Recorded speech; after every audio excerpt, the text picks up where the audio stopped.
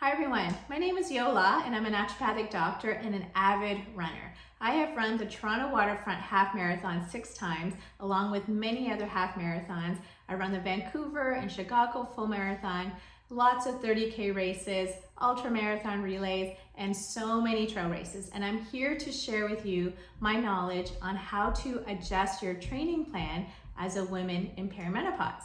So I'm 48 years old. I am now in perimenopause and I have gone through many training cycles and had to make so many of these adjustments, and I found them to be incredibly effective, and I wanted to share my knowledge with you. So before we get started, I want to say congratulations to everyone here who is training for their either first, 5th, 10th half or full marathon, because doing these races are a big challenge and we're really asking a lot of ourselves. So I just want to say congratulations for doing the training and for getting to the start line. So the first thing we want to think about, because we're in perimenopause, is we want to think about how we need to adjust our training. So the first thing I always say to all of my patients is do not skip the strength training. So as a woman in perimenopause, our estrogen and testosterone levels are starting to slowly decline. So that means our bone density is starting to decline. Our muscle mass is also starting to decline, and our tendons and our ligaments become a little bit more relaxed, and we're just more prone to injury. So strength training is key to avoid injury, but it's also really important to build back what we are naturally starting to lose. And I'm gonna say I've been injured at races. I've rolled my ankle, I've even fractured my ankle, and I know that strength training has helped me come back from those injuries so much faster. The next thing we want to think about is how we're fueling. So when I was younger, I used to go out on runs, long runs, completely fasted, and I had the energy and the stamina to do that. But now in perimenopause, I know I need to fuel before and after my long runs, or my strength training sessions. So how much do we fuel? You want to think about getting in at least 10 to 15 grams of protein before your runs and before your strength training exercises. And this is even more important on those long runs or those demanding runs like speed work. And you want to think about getting in about 30 grams or so of carbs or more if you're doing a long run, but at least 30 grams of carbs is what you want to think about before. Afterwards, you also want to think about properly fueling after your run or strength training exercise to make sure you get all the benefits of all that hard work. So you want to fuel within the hour afterwards. So you don't wait too long, because if you wait too long, your cortisol level starts to rise, and that's going to cause a lot of stress and strain in your body, and then you won't really reap the rewards from all of that hard work. So you want to fuel within the hour, and the amount of protein is roughly 25 to 30 grams of protein, and carbs depends on how much you exerted yourself, but you're looking at about 100 grams of carbs, if not more. So that's about a typical meal. So you want to have that breakfast, that lunch, or dinner if you're training later in the day, and you want to have that within the hour, okay? Fueling will help also prevent yourself from getting injured and also just help you reap all of the benefits of your hard work. Okay, the next thing we want to think about is hydration. So women in perimenopause tend to be dehydrated, partially because night sweats and hot flashes might be happening and we're perspiring more, but it's also because our ability to manage different liquids such as caffeine and alcohol is not as great. So we tend to get dehydrated from those types of liquids.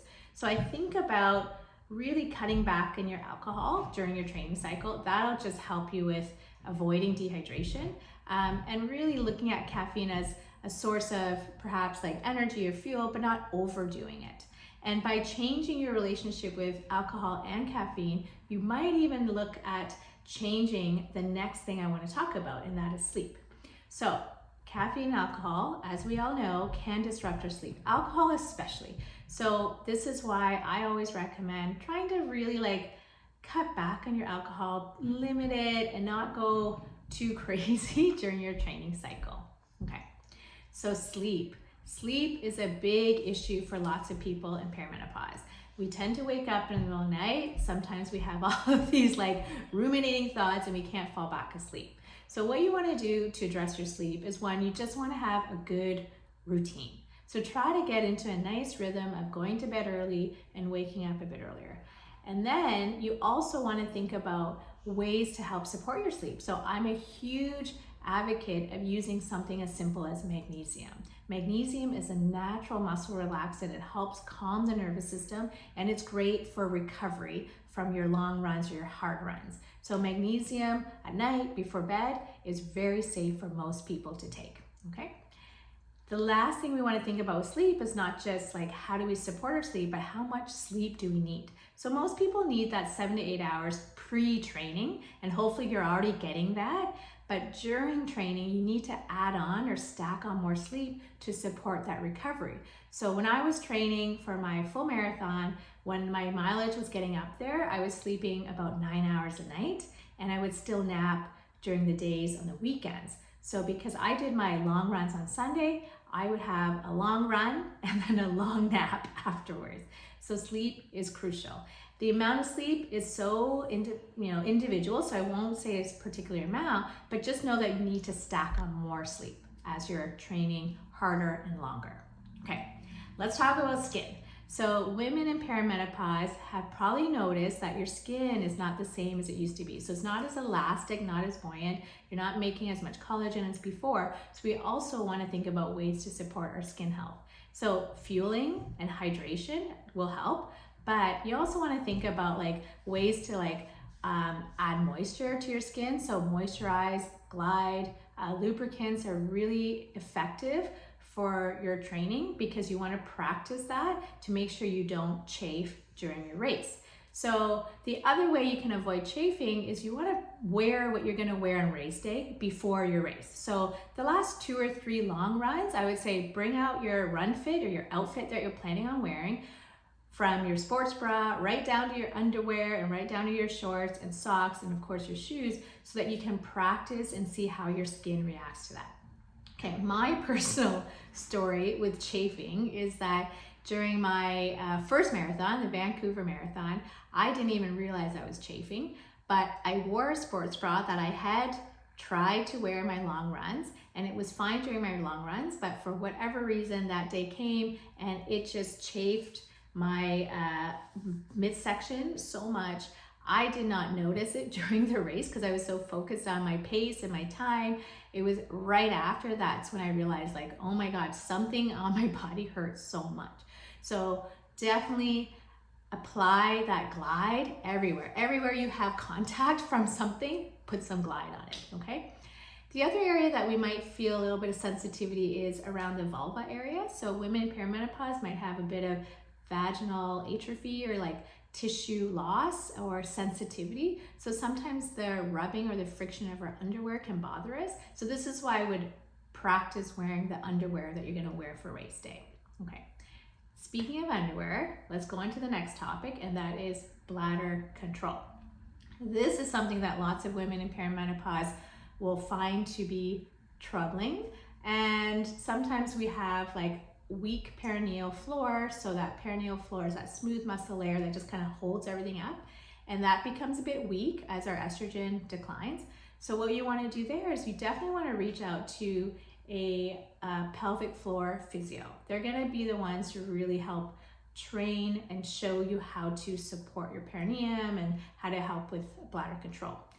Dribbling is very common during races, and I myself, during the Chicago Marathon, my second marathon, I didn't really have like dribbling issues before that, so I wasn't really prepared for what happened that day. But what happened was, I think I was just kind of slowly dribbling throughout my entire race, and by the end of the race, I was pretty soaked from my bottom down. So I hope that's not TMI, but I just wanted to share with you because these things happen to all of us.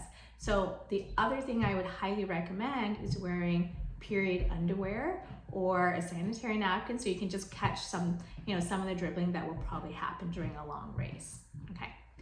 The last thing I would think about considering for bladder control and for that vaginal tissue that I was talking about earlier is speaking to your family doctor, your nurse practitioner, or your naturopathic doctor about estrogen suppositories. So I find estrogen suppositories such as Vagifem to be really effective at managing some of these bladder symptoms and some of the skin symptoms that might be happening. So talk to a healthcare practitioner and see if that's a good option for you.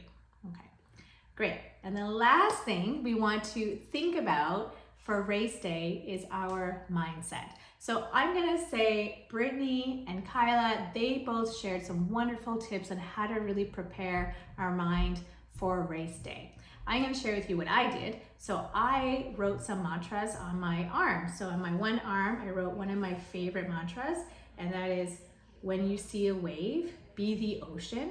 And that kept me going. Every time I saw that, it reminded me that even during these hard moments, I can just kind of ease into my pace, ease into my race, and just do what I came to do. And my other arm, I wrote down, or actually my kids wrote down, go mommy go. And that kept me going. So you do what works for you.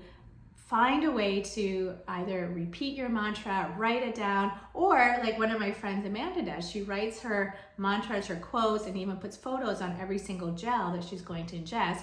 So that's a simple way of her kind of getting into that mindset and reminding her that she can do this. So those are the main things that I would say be mindful of. So strength training, fuel, hydration, your skincare, bladder control. What are you going to do about that? Supporting your sleep, and then getting into the right mindset. And if we can kind of put that all into one big happy package, then we are ready. So I wish you all the best for race day. I will be there cheering you all on, and I hope you have a wonderful experience and a really, really fun race. Thank you so much for your attention. Bye for now.